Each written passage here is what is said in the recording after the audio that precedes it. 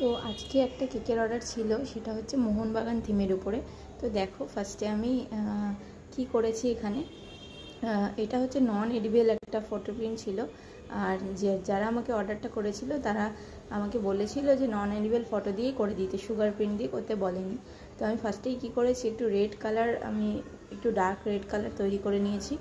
করে এখন এক সাইডে একটা স্টার নোজেল নিয়েছি, নিয়ে আমি ছোট একটা নজেল নিয়েছি যাতে ডিজাইনটা খুব ভালো হয়। তো দেখো এখানে আমি স্টার নজেল দিয়ে ওই পুরো একটা সাইড পুরো রেড করে ফিল করে দেব।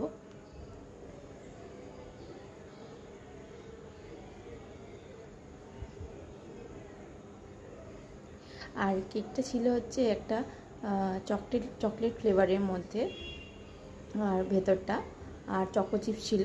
এটা হচ্ছে ডার্ক চকলেট দিয়ে আমি করেছিলাম, আর একটু বলেছিল যে বেশি করে চকো চিপস দিয়ে দিতে, আমি সেটাও এখানে বেশি করে চকো চিপস দিয়েই করেছি প্রতিটা লেয়ারে লেয়ারে। দেখো তো এখানে রেড কালারটা করা হয়ে গেল।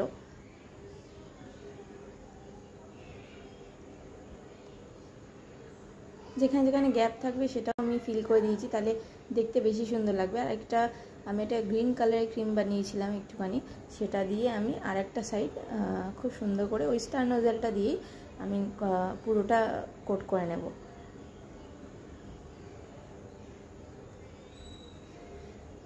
তো এত কালার তো কেকের মধ্যে ভালো না, তো এখানে আমি একটা ট্রিক্স ইউজ করেছি।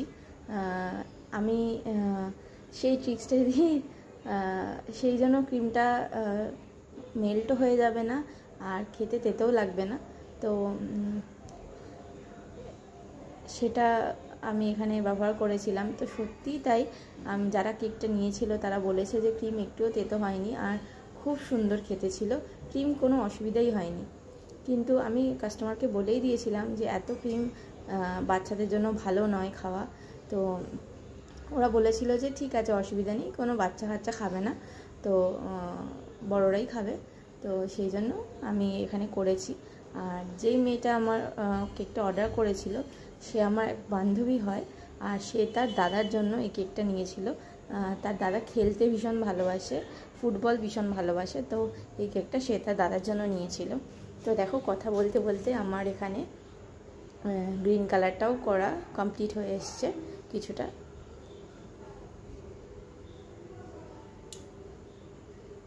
তো তোমরা কে কে এই থিমের কেক আগে বানিয়েছো অবশ্যই কমেন্ট করে জানাবে, তাহলে আমার ভীষণ ভালো লাগবে। আর যারা ভিডিওটা দেখছো অবশ্যই একটা কমেন্ট করে দিও, তাহলে আমি খুবই খুশি হব, বুঝতে পারবো যে কে কে ভালোবাসছো বা কারা কেক ভালোবাসো, আমার ভীষণ ভালো লাগবে।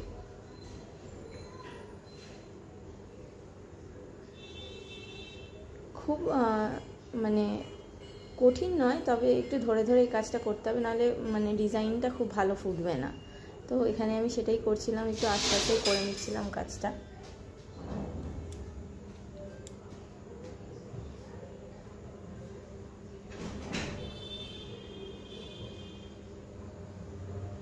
তো দেখো হয়েই এসছে প্রায় আমার কেকটা।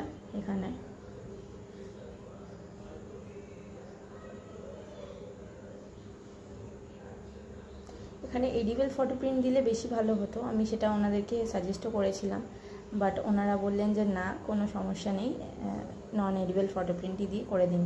তো সেটাই করেছিলাম। দেখো এখানে গ্রিন কালারটাও করা হয়ে গেছে, আর এখনই কেকটা এত ভালো লাগছে কি বলবো। আর আমি ফন্ডেন্ট দিয়ে ফুটবল বানিয়ে রেখেছিলাম দুটো, আর একটা ড্রেস বানিয়েছিলাম মোহনবাগানের। তো দেখো সেগুলোই এখানে আমি দিয়ে দিচ্ছি, বসিয়ে দিচ্ছি।